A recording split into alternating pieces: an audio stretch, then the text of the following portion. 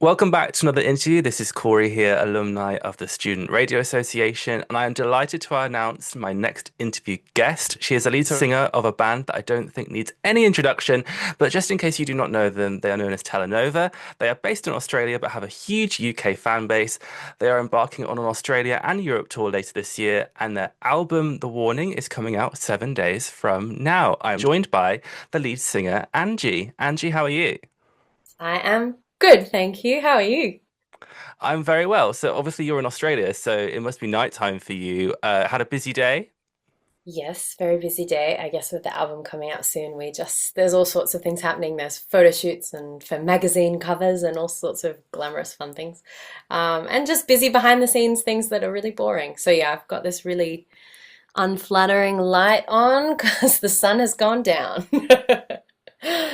Now, if my research is correct, it's been 5 years since your first album release. What have you learned about yourself as a group since that time when it comes to releasing music? Almost correct. It's 5 years since we put our first song out. And the last album was maybe 2 years ago.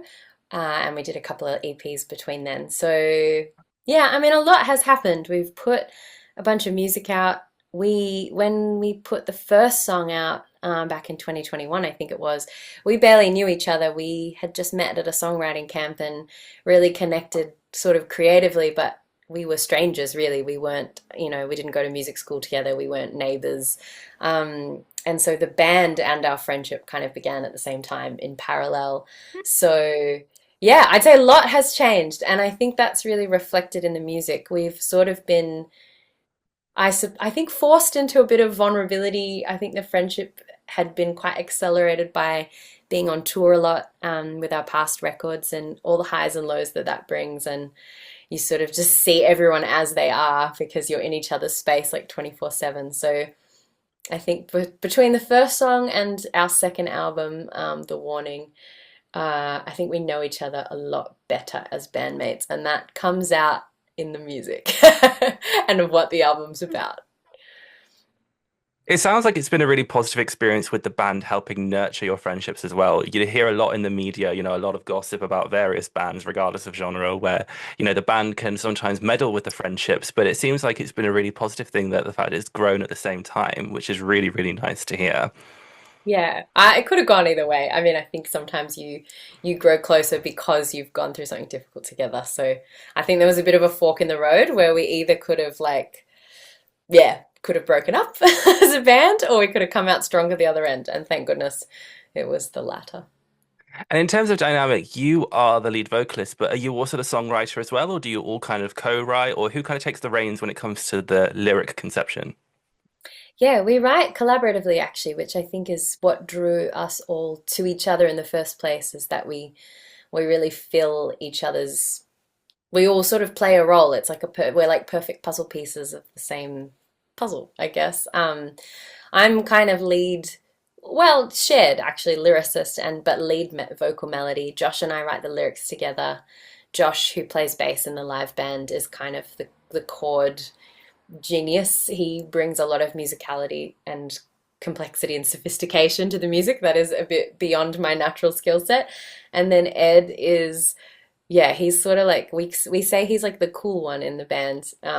That his kind of production flair and the textures he adds and the his taste and sort of curation is what makes the music cool. That's really interesting. And one thing that I did notice when researching into your Spotify, into your social media, was that you describe yourselves as cinema for your ears. That was what I saw in your Spotify and Instagram bio, which I thought was a very striking statement. When I saw that, I was like, oh, I'm even more interested. If you could elaborate on Yeah. that, what makes Telenova cinema for someone's ears? Yeah, I mean that there's something that we sort of have had in our bio since the first song. And I came from a filmmaking background before I was in this band. I was actively pursuing, yeah, a career in film and screenwriting, and kind of pivoted to music as the band started to take off. But that approach, I guess, to seeing the world and to creativity, of sort of seeing things through more of a cinematic lens and seeing people as characters, and everywhere I am is sort of like a location that speaks through light and color and the mood and ambience and stuff. It just feeds into the creative process of songwriting.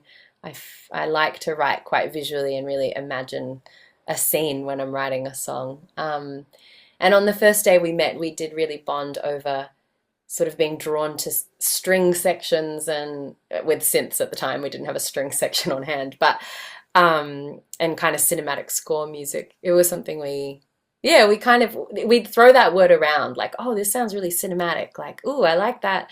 And so it just kind of stuck as, yeah, we sort of felt like, oh, I feel like this song could be in a movie.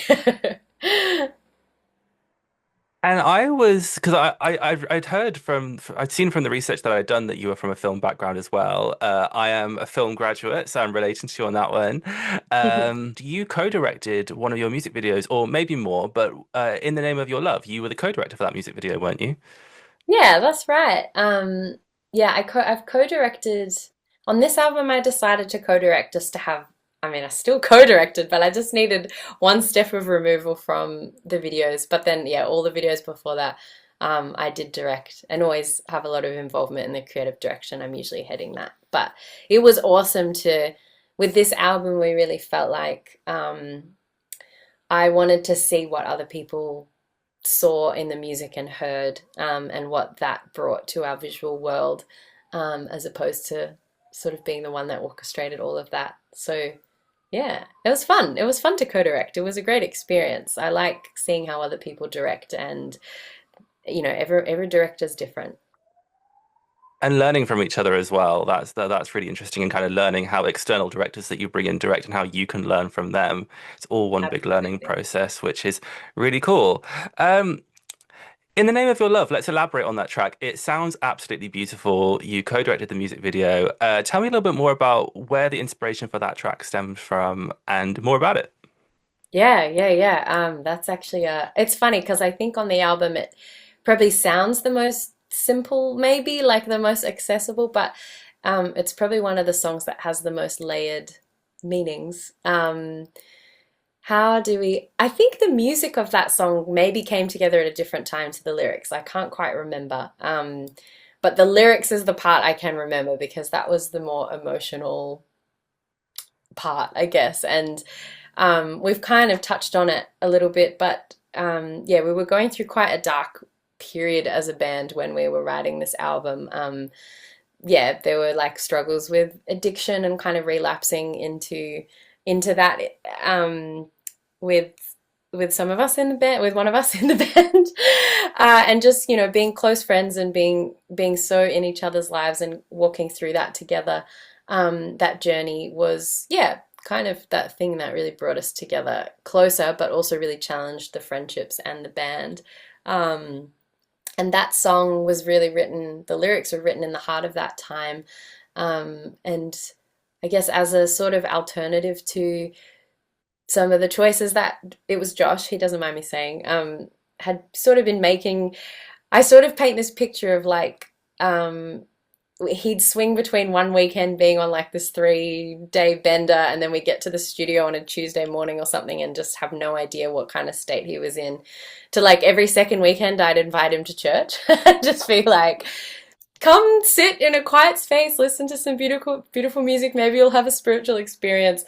And there was this real, it was this real time of spiritual seeking and seeking of meaning and, I guess, experience beyond the here and now at the time of writing that song. And yeah, I think, yeah, Josh and I really talked about this wrestle, this kind of struggle between, like, I guess, sort of like immediate pleasures and, yeah, maybe something more eternal or bigger. Like, is there a God? Is there something higher up there? So, In the Name of Your Love is actually more for us personally a song about like sort of a search for a divine kind of love. And Josh was sort of wondering, like, wait, am I being drawn into this sort of spiritual thing? Like, am I falling in love with this thing?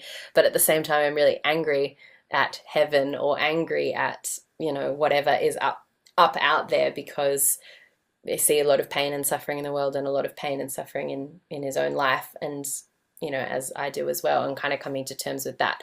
So Sorry, that was super long-winded, but for us, there's actually a real spiritual layer to the song that others might not hear, and that's fine. We kind of know that it's also very easily interpreted as a simple love song, and that's also how lots of people will relate to it. Just that idea of like when you fall in love with someone, whether it's a person or God or whatever it is, you make choices about your life and you kind of have to surrender more and more of your life up in order for that relationship to sort of grow deeper. And it's about the courage that takes and how hard that can be. You were just saying that that sounded like a really long thing, but I think you've summed it up really perfectly because you'll probably find that despite the fact that you've said that it's there are a lot of personal layers for you that listeners may not necessarily realize, even if they don't know what you've gone through in your personal lives, you'll probably find that they still relate to it for all of those personal reasons as well, you know, from the love angle, but also from the being lost and looking for something kind of angle, you know, especially being young, coming out of university, not necessarily knowing which path to take in my career. I appreciate that's a very different thing, but just that kind of feeling of searching. A lot of people are Mm. doing that are in their own way. So you'll probably find that they're connecting with the song for those reasons, and you may not even realize. Yeah, thanks. I mean, that's encouraging. I do sort of believe in the mystical power of music that even just the emotion that you put into the vocal performance and the recording and stuff of it does translate. So there's something in the kind of feeling and emotion of it that brings people into that world and relatable experience. So yeah, I'm glad it relates to you. And the album as a whole, then, The Warning, why The Warning as a title? Is it for similar reasons to In the Name of Your Love and where that song comes from? That's quite a striking title, The Warning. What made you choose Yeah, that? yeah, yeah. I guess in answer to one of the questions, yes, like the description I just gave of In the Name of Your Love really is kind of like the crux of the album, I think. And if people really search and dig for it, there's almost in every song, there's elements of that kind of search for the good and bad, the light and dark, the like towards a God and away from God and kind of stuff. So, because that's what Josh and I were going through. Um, but the warning, yeah, we didn't know what to call the album, and I think because we were so like in the midst of this time where it had been written, when we showed the demos to our manager, he was like, do you have a concept? Do you have a title? Like, what is this album about?" And we were sort of like, "Oh, I don't know. We're just exhausted. We've got to the other end. This is our output from this, year and a half, 2 years or whatever." And he listened to it and came back to us and asked us it was a really important question that really made us realize how much the album had been a mirror for that time, like more than we'd known. And he was like, "Did you like um how did you achieve, or like were you purposeful about this like sonic motif of sort of like warning sounds and alarm sounds and sort of like pulsing kind of urgent uneasy sounds throughout the album on like synths and stuff?" And we were like, yeah, we weren't really doing that on purpose, but now that we listen to it, there's quite a lot of anxiety in the instrumentation of this album. And he actually, so that idea of kind of alarm sounds and recognizing that that had made it into the music, just made a lot of sense to call the album The Warning, because it felt like a time of sort of being on a bit of like a fault line, red flags, just like things that are like warning signs that things are gonna, I don't know, things could fall apart any minute, and kind of, yeah. So that's why it's called The Warning. It's very dramatic, but it's honestly very true to the time it was written in. There's certainly some of the songs feel like there's definitely a sense of urgency in them. I mean, there's definitely that kind of injection of pace that you're talking about. We definitely hear that when we listen to the Mm. songs. It's interesting that you're saying about how some of that kind of happened by accident. Some of the best things happen by accident, you know? Yeah. I think it's accident and like just an openness to channeling whatever emotion you're feeling into your art and creative expression. Like, yeah, we sort of don't arrive in the studio and go, "I'm feeling anxious today. Let's put that in the song." But I think if we're all generally feeling that, it came through, which is interesting. I do wonder what, now that we've come through the other end and we're kind of all happy again, I wonder what our next album's gonna sound like. So we've discussed In the Name of Your Love, but if there's one track which isn't one of the more radio hits that you would encourage people to go and listen to, what would it be? I think it'd be Waiting for a Miracle, which is the last song on the album. Um, yeah, we kind of like to think of it as like a bit of a light at the end of the tunnel, like a little ray of hope just at the end of the album. I think it's very soothing, um, and that's quite different to the rest of the album. And the words, the lyrics make us all quite emotional, I think, for that reason as well, because it's sort of this thing of like hoping for a better time, and now we're walking in that better time, and that's really lovely. So that's the song I'd say pay a bit of attention to. It's a little softer. It's not as like doesn't might not grab you straight away like some of the others, but um, I think it's good for the soul. That sounds really lovely, and it sounds like it kind of ties the whole album together as well. Yeah, yeah, we've kind of realized that more and more. So the tour then, so you've done the album, you're taking it on tour. It's an Australia and Europe tour. Um, is this the first time where you're doing a tour that does both territories at once, or do you tend to just do Europe tour, Australia tour?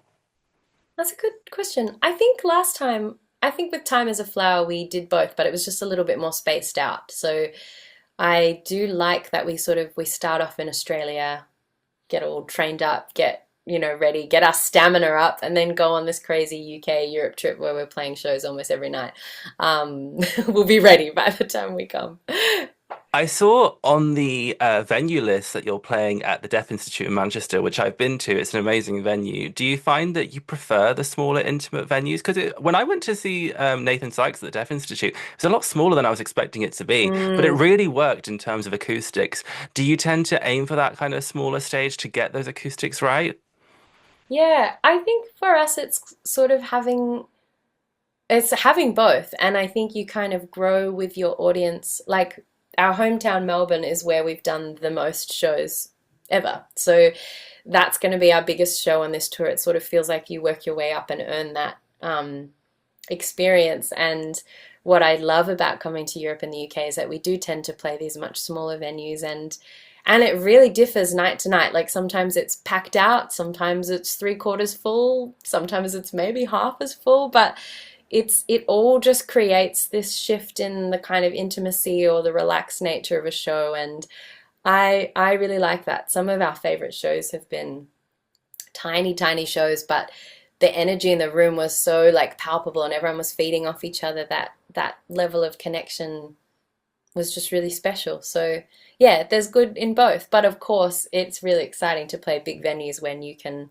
the lights and the visuals and the staging and everything can be like, you're directing a film set.